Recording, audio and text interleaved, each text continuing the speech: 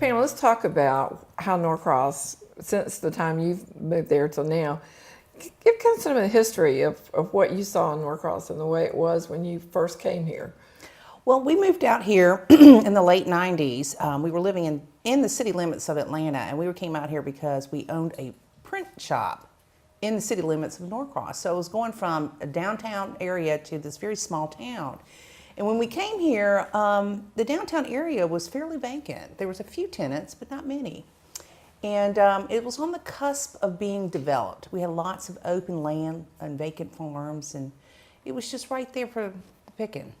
It was, and we had Thrasher Park. Mm-hmm. And while it is a gem in the city, boy, did it need a big facelift, I think. Oh, yeah. I mean, when you think about having a basketball court that took up tennis courts that took up paved part that took up most of the space, it's amazing to look at it now and see and think about what it is as compared to what it was, and how the community.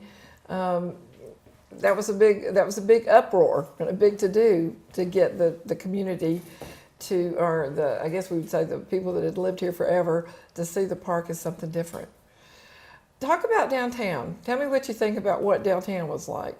Well, I think that when we first came down here, we were pleasantly surprised to see that there was an actual downtown intact, and all the original buildings were there, and it just needed some attention, and it needed some, a little bit of work, and the community, I think that as newer residents moved in, realized that it was a golden opportunity to really make it shine. And I think that many of the residents came together, and we talked with the people that had been here for a long time, and they had talked about how the downtown had really been deserted, basically, right. And they would like to see new blood come in and try to revitalize the downtown area. And a lot of the storefronts needed to have, that were in kind of, they needed repair, updating, and really mainly to get them, some of them were in bad shape.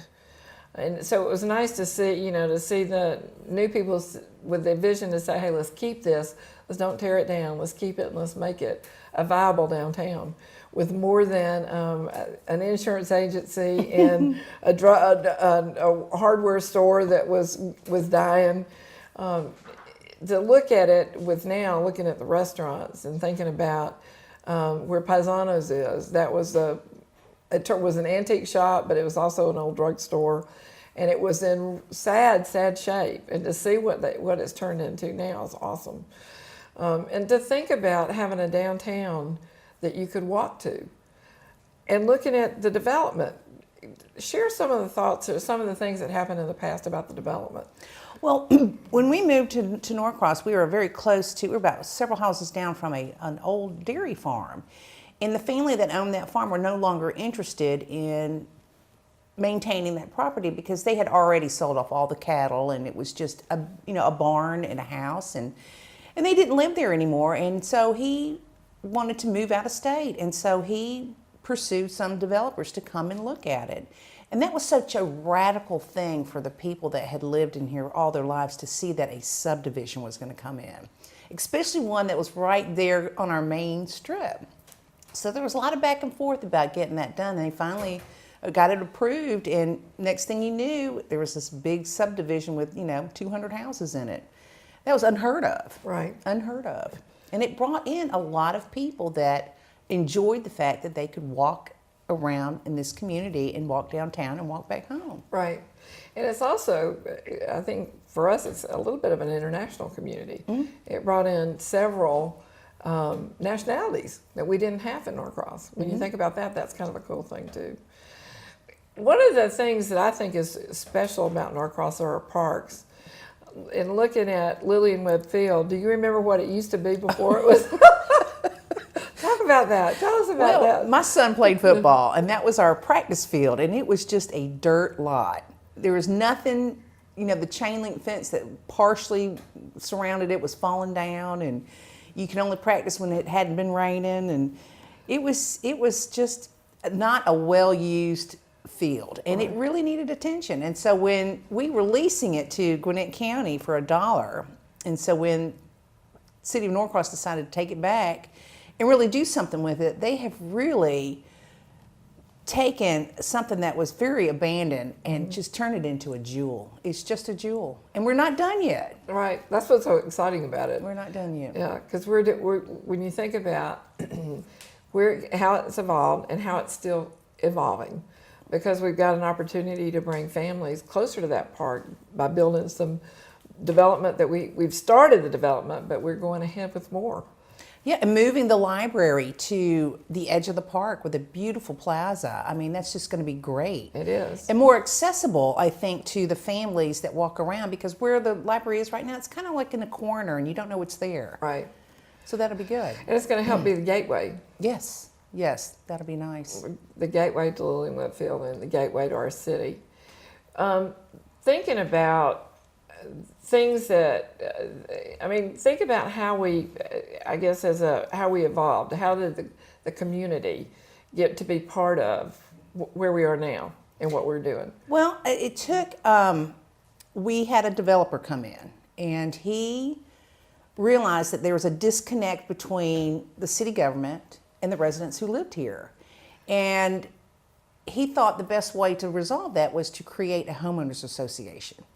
And we would meet once a month, and we would invite city government officials to come and speak at our meetings and talk to us about what their vision was, so we could be a part of that. Right. And it also gave an opportunity for the residents to voice concerns or ask questions to city officials that were not part of the process of the city meetings. Right. And so it was a way to allow the city government to hear from the citizens and really work together to create an environment and a community that everybody was happy with. Right.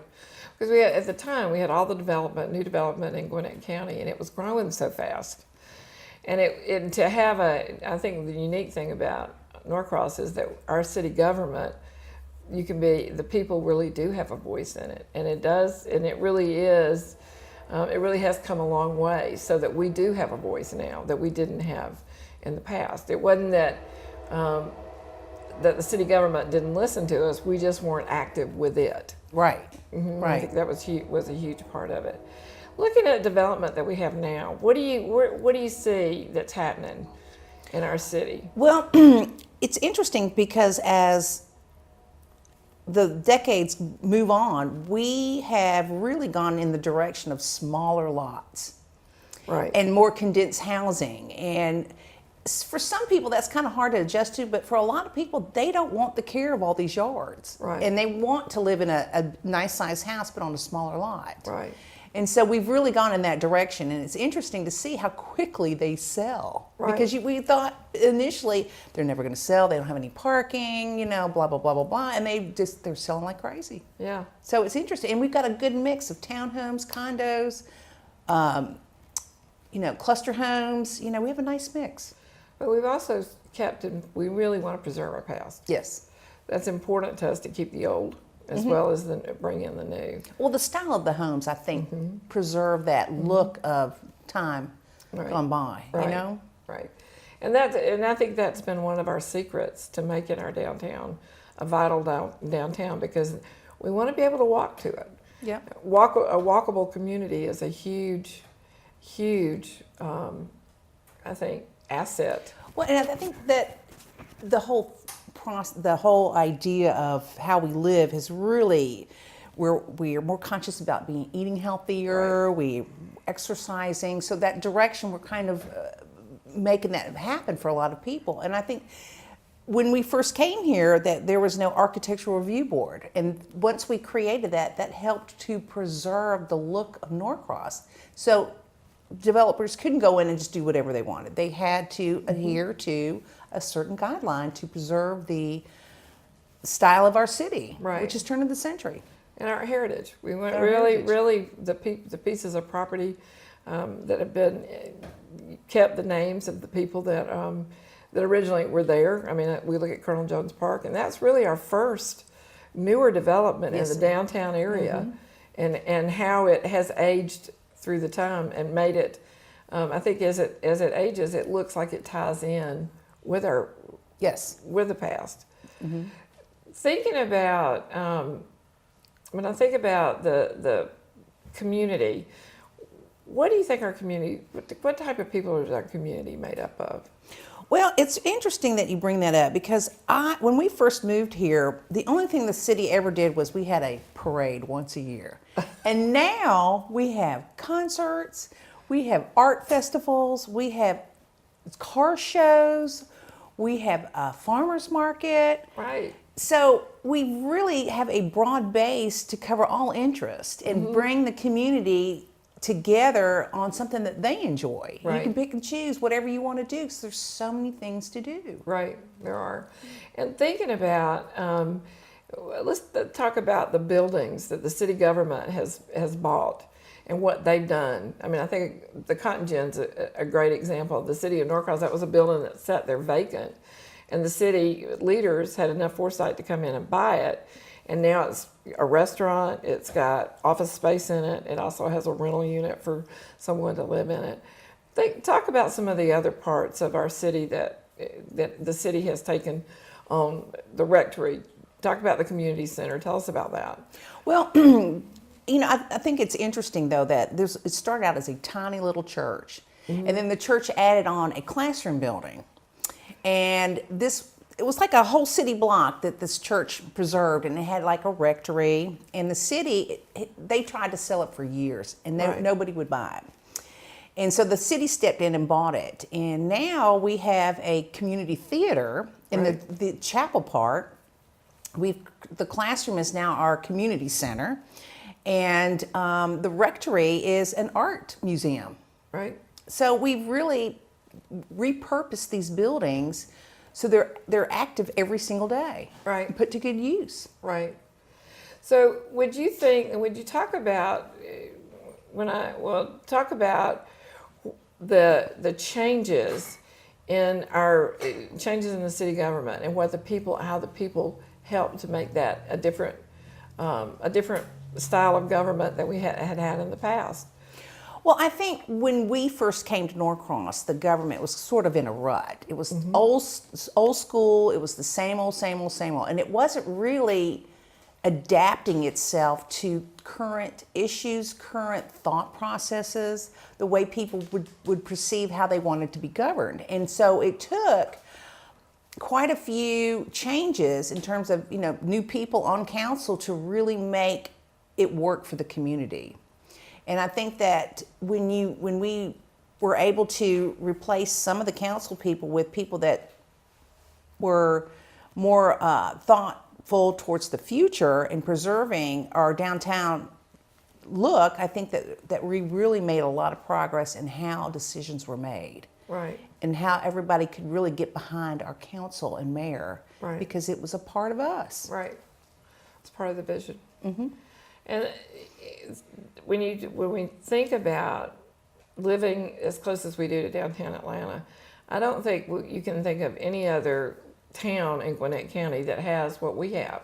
We have residents that are living right downtown in the old houses, and then our new construction that's come in. But we're also 30 minutes from the airport, which is, when you think about that, we're just right outside the perimeter. So for this age, to be able to have the old and then the new tie into it, but then also being a location that works for people working in downtown Atlanta.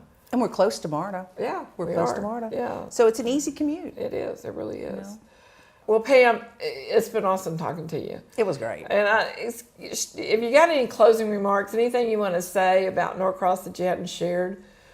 Well, I'd like to thank you, Marilyn, for all the efforts that you've put forth to get the community to rally around issues that we were concerned about. I thought that you over the years that you've been very supportive and very you make things happen. You're very oriented towards goals and resolving issues, and so I think that you've done a really good job in helping Norcross out to get to where it is. Wow, thanks, Pam. I love hearing that. I think the most awesome thing is that we have a community that you can be so involved in or not involved in if you choose not to do it. But we have a community that the people, what makes Norcross so great are the people.